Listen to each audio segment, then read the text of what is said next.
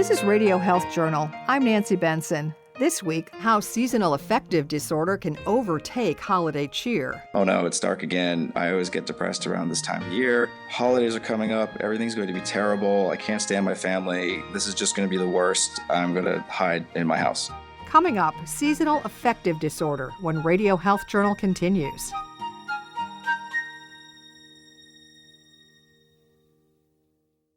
The fall and holiday season offers many opportunities to enjoy the company of family and friends, as well as indulgent, special occasion food. Yet too many big meals and sweet snacks can start to take their toll, from zapping our energy to causing weight gain.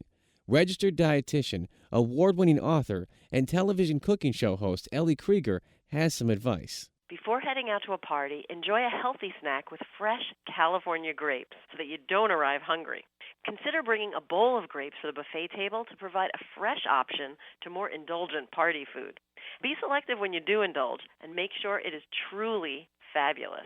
Grapes from California are also a natural source of antioxidants and other polyphenols and may contribute to heart health. With just 90 calories for a 3/4 cup serving, no fat or cholesterol, and virtually no sodium, fresh grapes are a smart choice. For more information, visit grapesfromcalifornia.com. For some people, especially in places where winter includes gloomy skies and snow, this time of year can be exceptionally difficult. Holiday cheer may be all around them, but their mood and energy get lower and lower. They suffer from the symptoms of seasonal affective disorder, or SAD. Actually, they're very similar to the symptoms of depression. So there will be the decrease in mood, so feeling sad, feeling blue, feeling down, certainly a decrease in energy. Dr. Nicholas Foran is a clinical psychologist at the Ohio State University Wexner Medical Center. Some of the more specific symptoms associated with this seasonal pattern of mood disturbance are difficulty waking up in the morning, so tending to oversleep, sleeping more, having a craving for carbohydrates or just a general increase in appetite, which may lead to weight gain. There can also be an increased sensitivity to rejection, and along with that, a withdrawal from friends, family, social activities, a decreased sex drive, and other things like that. Other more common symptoms that are, well, at least symptoms that are in common with other kinds of depression would be difficulty concentrating, completing tasks, and other things of that nature. Sort of the more typical symptoms you might see in depressed individuals. You know, there's some symptoms, too, that you may not think are related to seasonal affective disorder, like your limbs could feel heavy.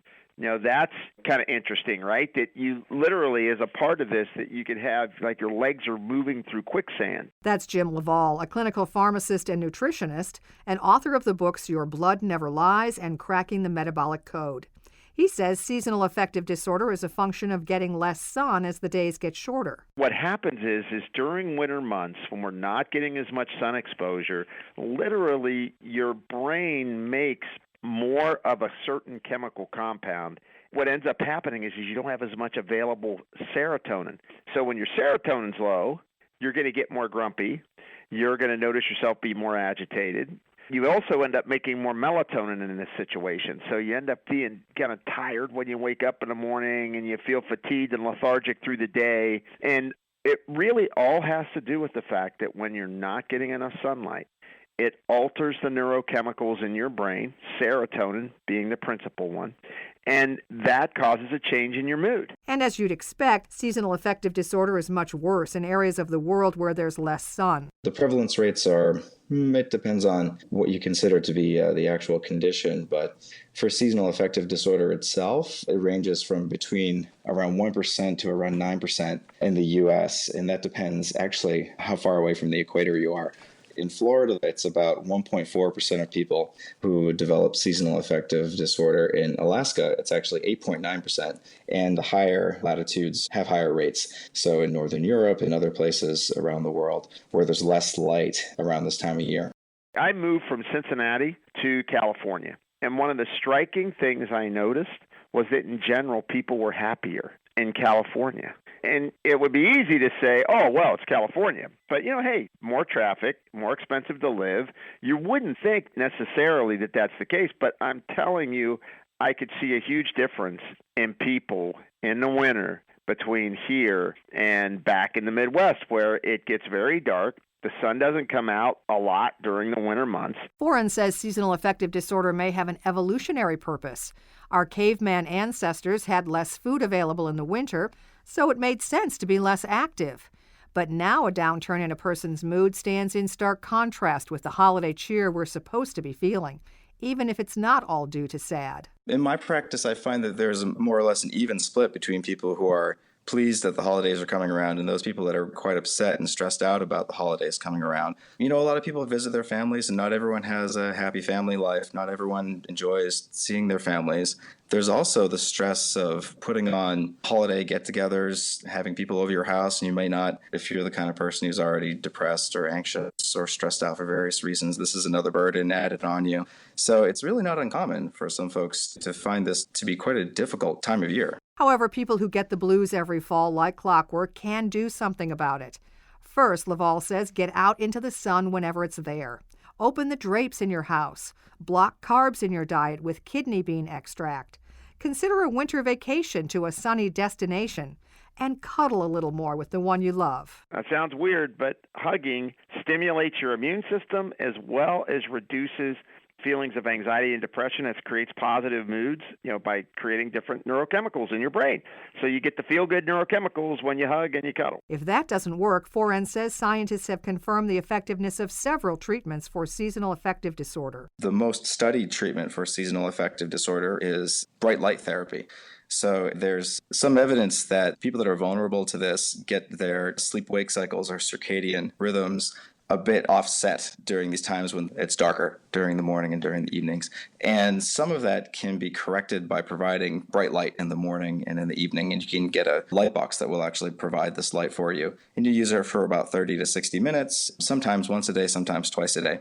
And it's proven to be quite effective. And if that doesn't work either, seeing a therapist often does the trick. There was a study that suggests that a specific type of psychotherapy called cognitive behavioral therapy is actually as effective as the light box over the shorter term and more effective over the longer term at preventing relapse. It teaches you that the connection between how you think, what you do, so your behaviors and your cognitions, and how you feel. It uses those ideas to actually help you make some changes. Foran says people with seasonal affective disorder often isolate themselves, and that only makes the condition worse. Cognitive behavioral therapy can help people get out of what's really a self-fulfilling prophecy. These people might have thoughts around this time of year that, we can imagine what they might be like. Oh no, it's dark again. I always get depressed around this time of year. Holidays are coming up. Everything's going to be terrible. I can't stand my family. This is just going to be the worst. I'm going to hide in my house.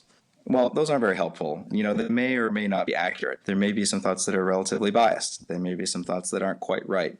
And they have a large effect. They're very convincing when you're thinking those things. They make you want to stay inside and hide.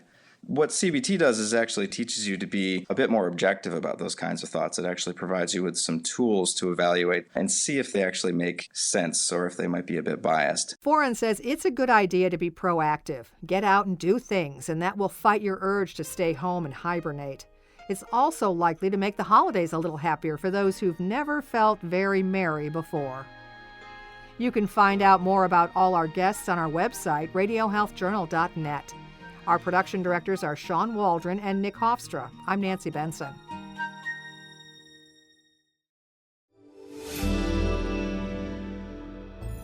Medical notes this week.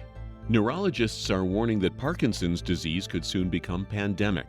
A report in the journal JAMA Neurology finds that nearly 7 million people have Parkinson's disease worldwide, a number that's likely to more than double by the year 2040.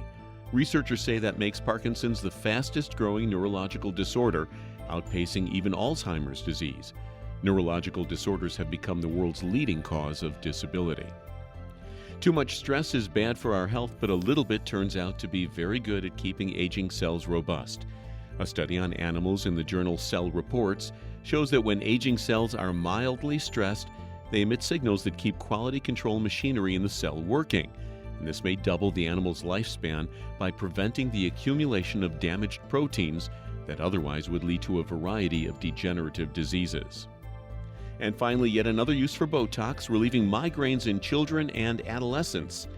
A study presented to the American Society of Anesthesiologists finds that migraines that didn't respond to traditional treatments did much better after Botox injections. Headaches that previously lasted as long as 24 hours were cut down to 7 hours after Botox, and on the 1 to 10 pain scale, headaches that used to come in at an 8 were reduced to a 5. And that's Medical Notes this week. Thank you for listening to Radio Health Journal, a production of MediaTrax Communications. If you enjoyed this week's show, please leave a review on iTunes or share it with a friend. You can find more Radio Health Journal stories about health, science, and technology on iTunes, Stitcher, and at radiohealthjournal.net.